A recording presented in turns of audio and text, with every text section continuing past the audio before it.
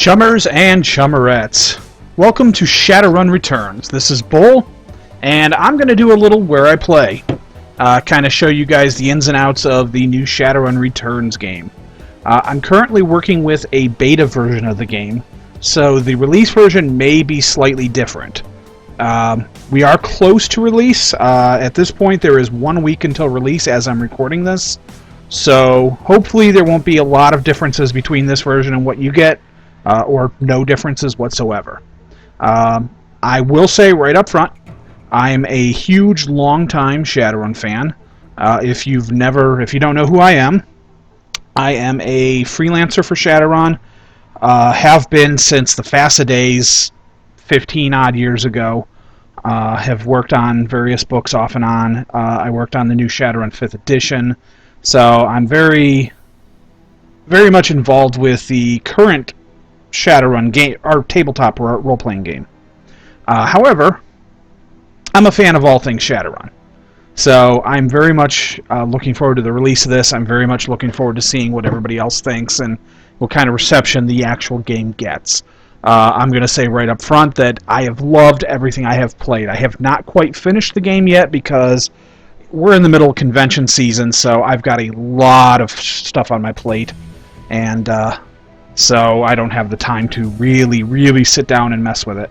I have built several different characters. I've played through the opening acts of the game several times. But like I said, I haven't quite entirely finished the final portion of the game, and part of that was I wanted to wait until it was actually released to do that, so that I could experience it with, all the fans and everybody else and all my friends who are playing it.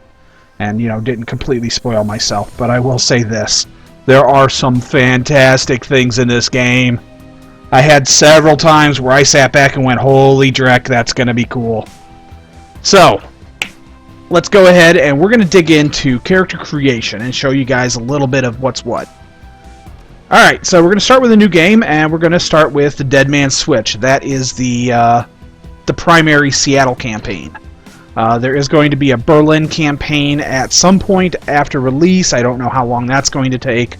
I'm looking forward to that. And of course, there you can also get, you can download and subscribe to missions and such that other players created. You can actually see on the screen here that I've got Life on a Limb by Opfer, and the alpha gameplay where you play as Lone Star guys in McDougal's, and both of those are available on YouTube, so if you haven't watched them yet, go check them out. They're pretty cool. I've played around with both scenarios a little bit, and they're a lot of fun. So we're going to load up Dead Man's Switch, and we're going to launch campaign. The music is amazing in this too. It just really takes me back. For anybody who played the old Shadowrun SNES game and the Shadowrun Sega games, they got both of the composers that did the music for those games for Shadowrun Returns. That was one of the Kickstarter goals. And yeah, it drags you right in, and anybody who's an old school fan is going to recognize it immediately. And if you're not an old school fan, that's okay too. We love you anyways. And it's got a great, this just, weird ass digital feel to it, and it's kind of neat. I will say this, if you're expecting the game to be a cutting-edge, next-generation, bleeding-edge graphics, you're going to be a little disappointed there. This game was never intended to be that. The Kickstarter was very upfront about that at the beginning. What this is the best description I can give it is that it is a mixture of the old SNES game and the XCOM games. It is an isometric 3D sort of environment, top-down. I mean, honestly, if you're watching my video here and you have not seen any of the gameplay footage or looked at anything at the game prior to this, cool, welcome, glad to see you, or, well, talk to you, or whatever this is on YouTube, I don't know. I'm glad you're here, but I'm a little surprised because I figured, if you're watching my video, chances are you already knew what it was. But anyways, the graphics are not, amazing. They're pretty low res, but the nice thing about that is it means that the game is going to run probably on damn near anything. Just about. And if I can run it, anybody should be able to run it. then that said, it doesn't really. I mean, this game, the recent XCOM game, a whole mess of games that have come out recently are really proving that you don't need multi-billion-dollar graphics engines to power an excellent game. I've long held that graphics are nice. You want clean graphics, but you don't need these, just massive, giant 16 gigabyte engines to give you these super high res, billion pixel 3D whatever graphics to have a good game. You can have the most amazing graphics in the world and your game can be complete and utter ass. And there's a bunch of games out there like that. And there's games with great graphics that are also very, very cool. But it's not necessary, so don't judge a game by its graphics alone. That said, the game has some really cool little graphics to it. They're very stylized, very, very awesome looking. Very much with the feel of Shadowrun. So anyways, character creation, I am just babbling away here. Character creation. We are going to make myself an orc, because I am Bull, the best orc decker you never met, unless you go to Origins or Gen Con or whatever, in which case I'm there every damn year. So you've probably met me. But I'm going to make Bull the orc decker as best as I can in this game. So you click on the... Ooh, some of the icons are new. You click on the race. You can choose male or female. I'm going to be male. I don't know why I had female clicked. Orc. And then you can choose Street Samurai, Mage, Decker, Shaman, Rigger, and Physical Adept. Or you can choose none and build your character from the ground up. That's one of the cool things, is much like the Shadowrun tabletop game, classes are a suggestion, not a something you're locked into. And just for a heads up for those of you that aren't familiar with both the tabletop game and want to know how these classes, roles, whatever, the archetypes, fit in with the video game. Street Samurai are your typical combat characters. They generally are designed to have high body, high strength, quickness, close or ranged combat, whatever. They're combat characters. Deckers, key attributes intelligence, and, well, they're Deckers. They log into the computer and they can do things like bypass locks, and there's instances in the game where you need to go in and actually do decking. Although you don't have to do it, you will get access to other Decker characters who can help you out and do it for you, because you end up hiring teams of runners to do stuff. But having a character as a Decker is helpful in a number of instances. All right, mages. Mages cast spells. They do not cast. They do not summon spirits. Is basically the big thing for them. Most of their spells tend to be combat oriented, although they do have some heal and some buff spells. They also get some really nice area of effect stuff later on. Big fan of the mage. Shamans. Shamans are spellcasters as well. They tend to focus more on buff type stuff, and they have some other stuff, like there's a like a fog cloud type thing that you can do that'll put up a that'll do like an area effect fog that'll make it harder for people to hit you if you're standing in it. There's things you can put up, barriers that'll slow things down, and but the other couple big things is they end up getting a totem, and the totem has a special ability, and like Bear has a healing aura basically that it can do that'll heal your shaman and anybody around him. And the other thing is they can conjure. You can buy basically summoning material so that you can summon up various spirits on the fly. Plus, sometimes the environment will offer you up the option of summoning up spirits. And then every turn, you can give them action points, movement points, basically, what they can move and take actions. And the longer you have them and the more stuff you try to get them to do, the bigger the chance they have of breaking free. And usually when they break free, they just go away, but occasionally they decide to go crazy and start attacking everything. So spirits can be a little dangerous, as they should be. Riggers, the Riggers have drones, and drones are really cool too, because they're extra little things that'll follow you around, and you can give them commands as well, give them weapons, and then there are also spots in the game where you can actually use certain drones to bypass hallways or to get in behind enemies and stuff like that. It's pretty cool. And then you have physical adepts, and the physical adepts ended up being a little bit weird.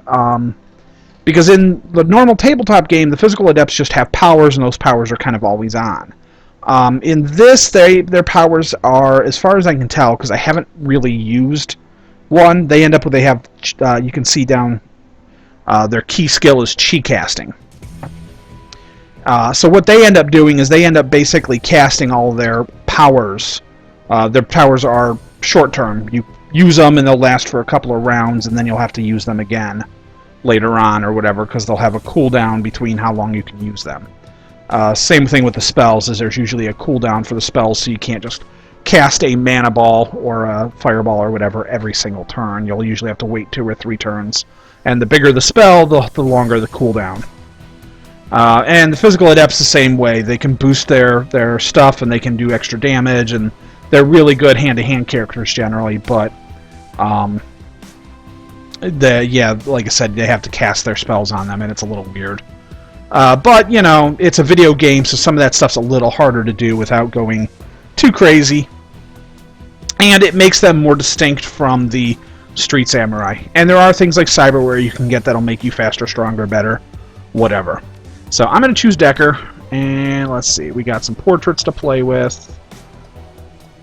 And the neat thing is as you take the portrait, your guy down below will kind of alter to match as close as they can to the portrait.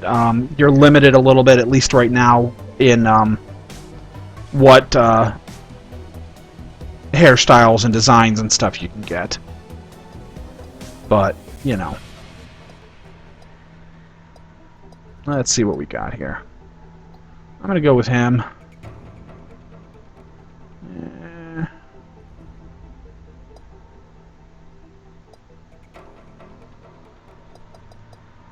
Auto. There we go. Yeah, you can turn auto off, and then it'll let you muck around with it yourself. There we go.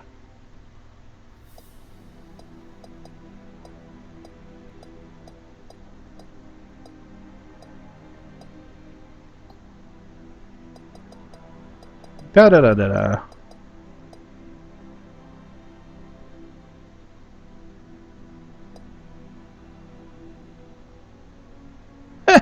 Nice porn stash. There we go.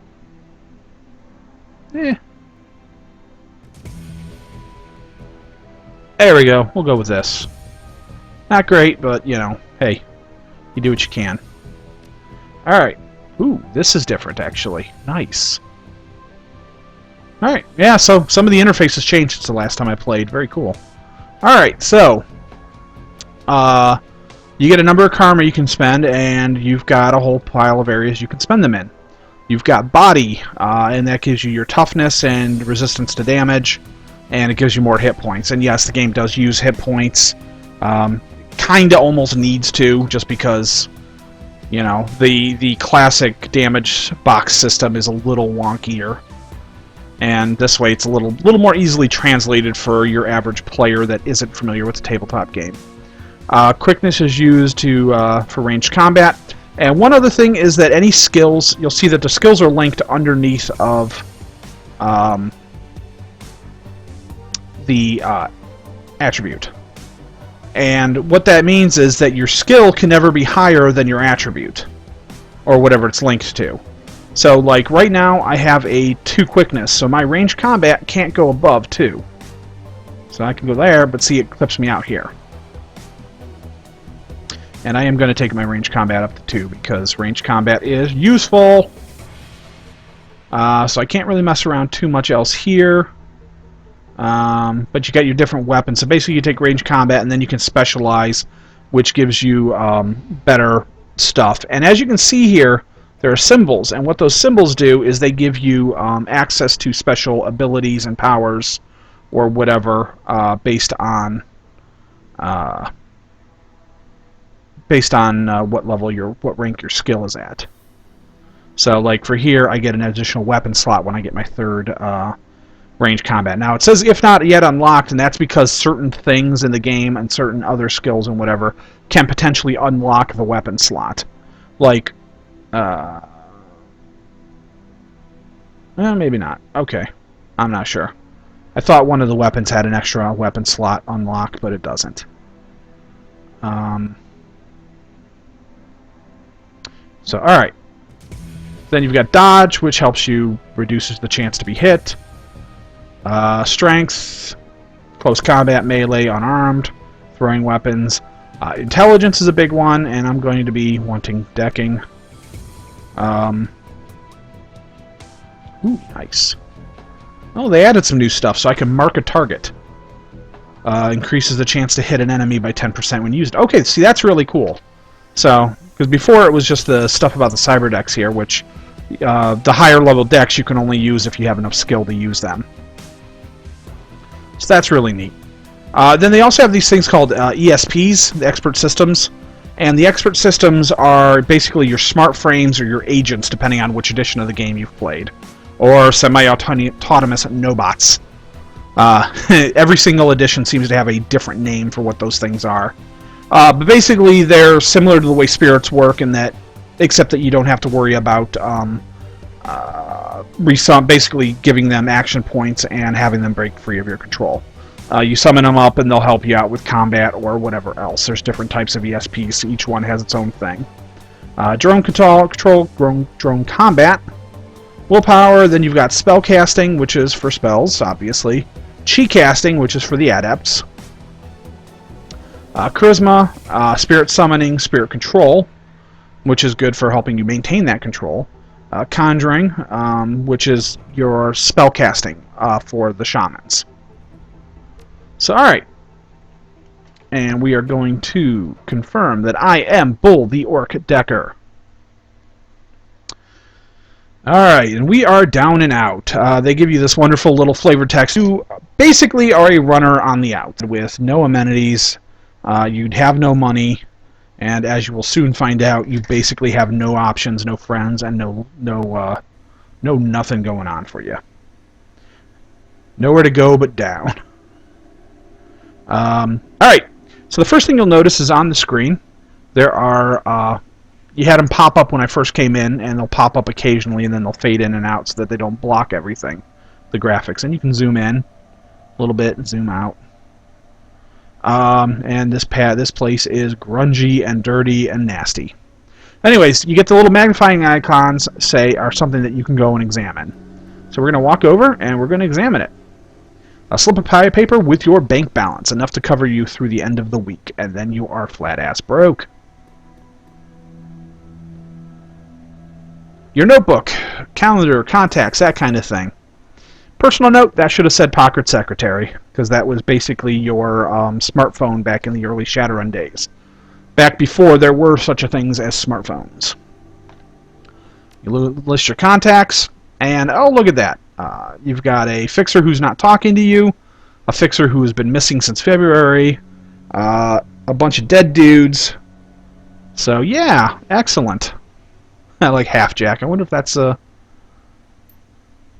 probably a reference to Fast Jack. All either dead ends or just plain dead. Personal calendar. Empty, nothing to do, no prospects. You are down on your luck. And that's when your vid phone rings. I'm going to go check my computer first, though. Your computer. State of the art in 2050, broken since 2051. I like the big dragon poster there. I'd actually pay for one of those. And then you've got... I'm amused by this, too, just because... For whatever reason, that little pinup poster makes me think of Daphne from Scooby-Doo. I don't know why. I'm easily amused, I guess. Alright, so you get a call from your buddy Sam. In your notebook, Sam was listed as dead, probably in the gutter somewhere. You say, where have you been? And he says, don't bother either side of the conversation. I'm actually dead. He says, you know, oh, that sort of thing's probably going to happen. I was an unsavory character, and much like you. And he says, why am I dead? Who knows? It's probably my fault. He wonders where you are, thinks that you've hit it big. Much more the fool him. And it says, hey, do you remember that run we did when everything went to hell and we lost Dowd? And I get a big kick out of the lost Dowd bit. For those of you that aren't all that old and been around forever, Tom Dowd was the original line developer for the Shadowrun role-playing game. So kind of a nice little nod towards him, I believe.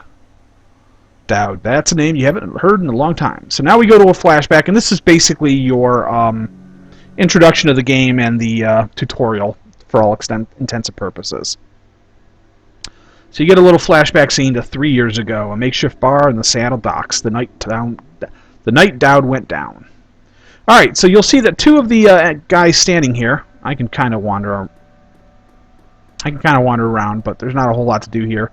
But there's two dudes with little conversation icons above their head, so we can talk to them. So I'm going to talk to Sangoma, and she's a little anxious to get out of here. Then you're going to talk to New Larry. And New Larry's being kind of a douchebag. You tell him you want to wait for the money. And then Sam thinks things went a little sideways and a little bit funny. And New Larry's like, oh no, we both know why, and Dowd was an idiot and he went down by himself. And Sam calls him on it because Sam thinks he's full of crap.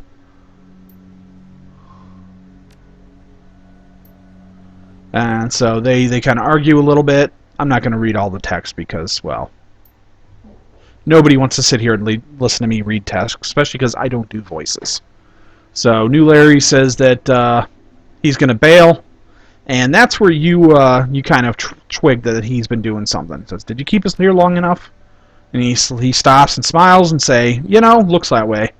He says, sorry, I kind of like you, but I like money better. He sold us out.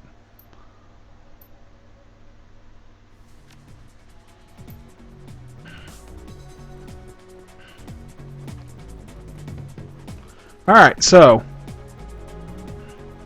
turn-based combat, we get a little bit of this. I'm going to close this down.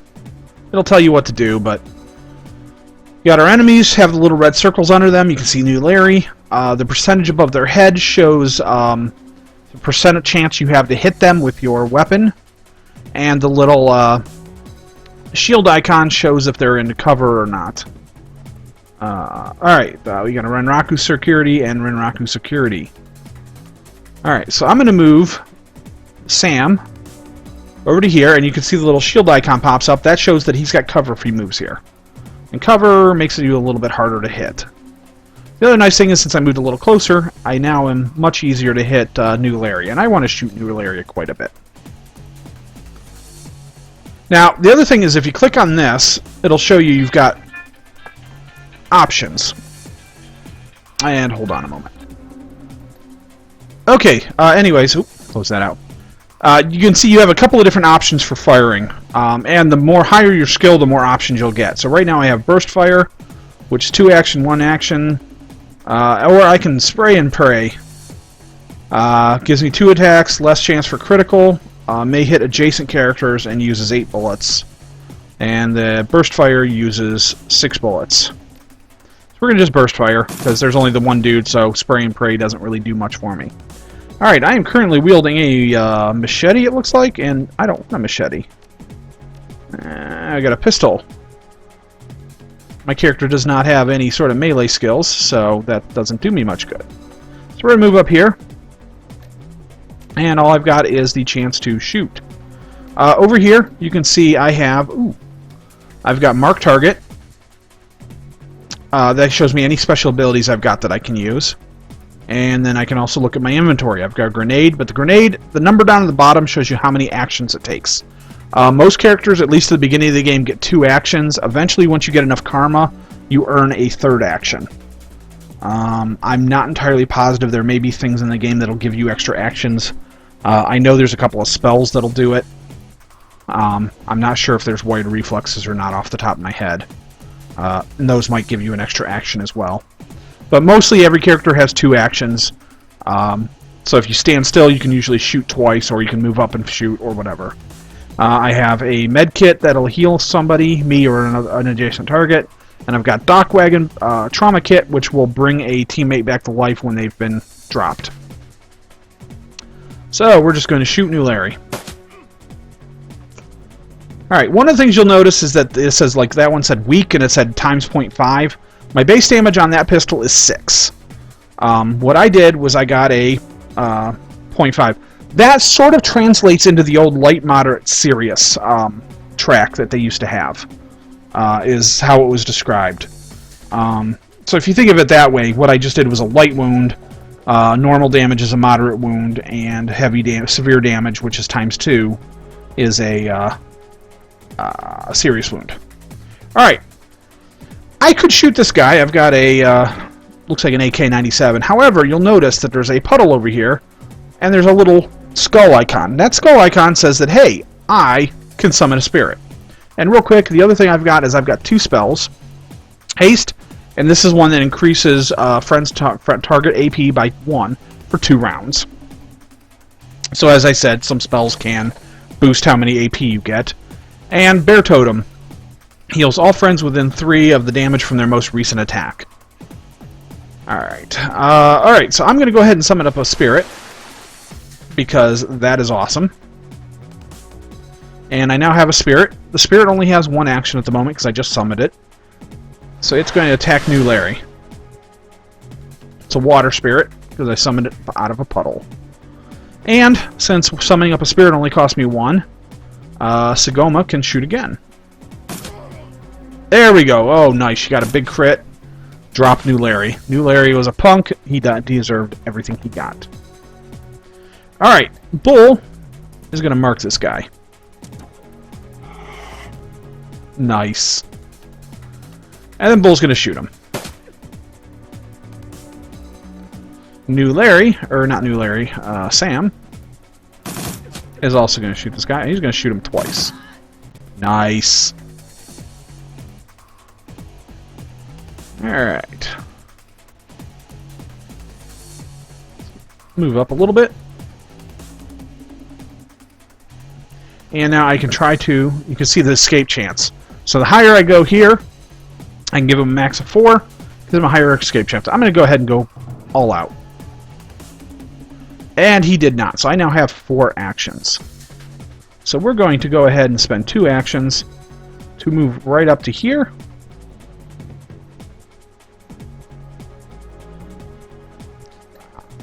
Ooh.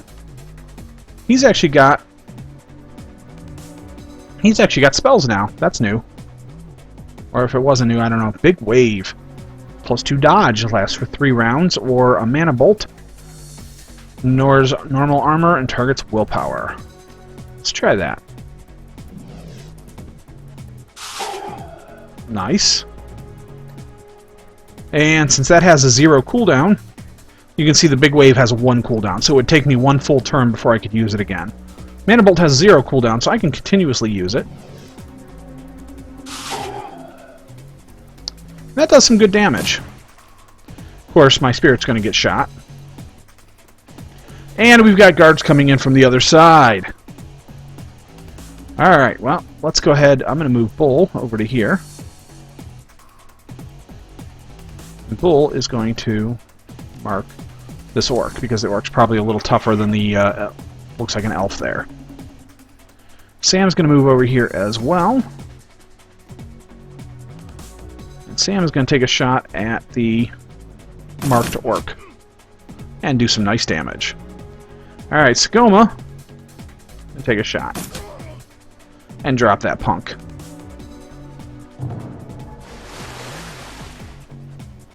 Oh, spirit went free. Oh, and I got grenaded. Oh, I don't like that at all. Oh, I got double grenaded. Oh, you punks. Ah, well, fortunately, they're still both standing there. And you know what? 2 can play at that game. Alright, you can see here there's a percent chance to actually land the grenade. If you don't land it there, it'll scatter off somewhere else. And it shows you what all it will hit. And I think anything under the closer it is to the center, the more damage it'll do. But I'm going to go ahead and throw this right there. There we go. Killed the orc. Oh, and we've got 2 more coming in, including a mage. Alright, so Sam is almost out of bullets. He's going to do that, and then my last one, this is the reload icon right here. It takes 1 AP to reload. I'm going to go ahead and reload. She is going to come back over to here, because I have 2 characters fairly decently wounded. Unfortunately, one of the problems I have with the healing spells is the healing spells only generally heal the last damage you took. And so that last time the 2 grenades went off, the first grenade did 12 and 12 damage. The second grenade did 12 damage to Sam, but it only did 3 damage to Bull. So I believe when I use this bear totem, Bull is only going to heal 3 points of damage rather than 12, whereas Sam will heal 12. So that kind of sucks, but you know, these things happen. Yep, 3 and 12. Oh, and Bull is taking a pounding. Oh. Oh! We got a mage and a shaman. Nasty! I think that's a change. I don't think that was a shaman before. I don't remember. Alright, Bull is going to go hide. Because that would just be embarrassing if my main character died. Sam is going to move over to here. And he is going to take a shot at the shaman. Because if I can drop the shaman, I can probably get rid of the... I can probably get rid of the spirit. Because that spirit is going to be a pain.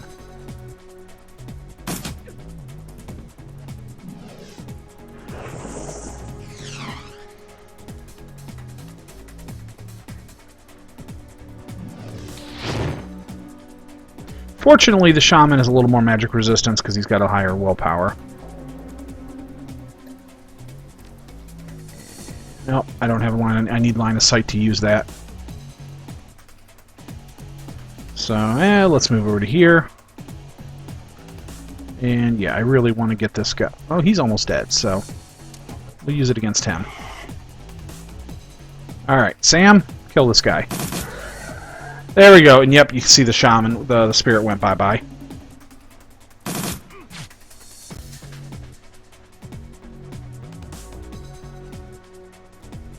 And we'll move Skoma here so he's got a little bit of cover, and shoot. Ooh, nice.